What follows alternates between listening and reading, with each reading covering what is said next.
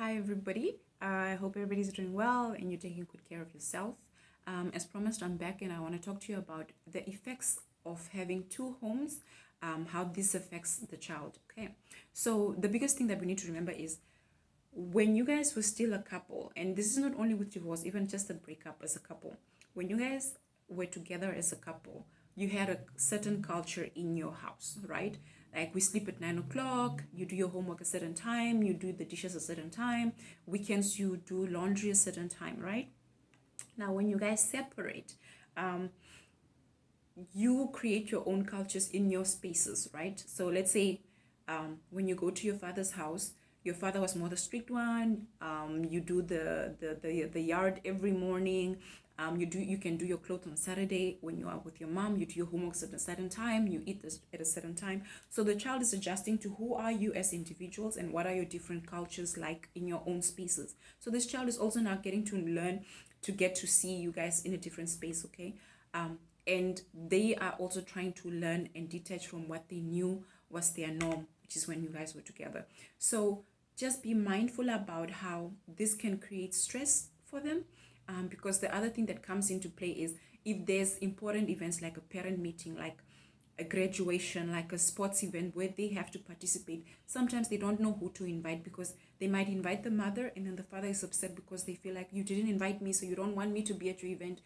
Or they invite the father and the mother feels the same way. So the push and pull becomes like a jealousy game, and the child is filled with anxiety and fear of who do I invite, who's gonna be happy. And they might be scared to invite both of you because if maybe past experience could have been that if you guys are at the same space at the same time, you guys are tense around each other and the child feeds off from this, and that is not what they need in that specific time.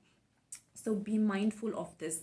Your tension shouldn't affect the child, especially when it comes to a big event, which is like a birthday or their sports day, because you guys need to be civil, that they are relaxed, and that they can cope with you guys being different and having different houses or homes, because these are two different homes, right? And they have to feel at home in those homes, right? So be mindful about how you speak to them, why they act certain ways, because this is something that they were used to when you guys were intact as one unit. So these units are different. So they're also trying to find their feet within the two spaces, okay? And so once the dust has settled with the split up or the breakup or the divorce, do come together as parents and decide, okay, you're going to do this with Mashallah, you'll do the homework and you take the weekends and you do the sports with her, so that they have a balanced kind of setup where they know I'm comfortable to do this with this parent and I'm okay to do this with the other parent. And if you guys can't do this, please speak to each other so that the child doesn't have expectations. One of the biggest thing that the child always has is like, maybe if you guys cool down, you guys will get back together and we're gonna have a happy home like in the past. And kids always crave that stability, and if it's not really gonna happen, you need to reassure them that that's not gonna happen, but it's not their fault again, and that you guys love them equally and you guys are gonna still be the same parents to them, just in different spaces. And if you get a lover, if you get a new spouse, also they would have expectations as co-parents, and they would also have their own cultures because they're coming from another setup, and the kids might also have to learn to adjust to how it is to be with this new lover, new spouse, which is, I'll talk about that in the next clip as well.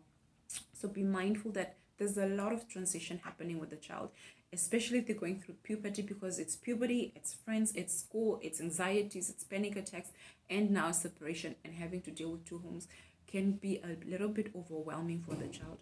So talk to your kids, talk to your spouses, your exes, to have a proper parenting regime. And parenting shouldn't be work. It should come from a lovely place. And the child shouldn't be used as a trigger to have more tension between the two spouses or parents. So be kind to your children, especially through a divorce, because you have no idea what's also going on in their mind. To ask them what do they think is happening and how they feel and how they're affected, because it helps that they can be open and share their experiences with you guys. So be mindful, take good care of yourself, your mental health, so that you can be there for the children as well. And also always be kind, especially to yourself.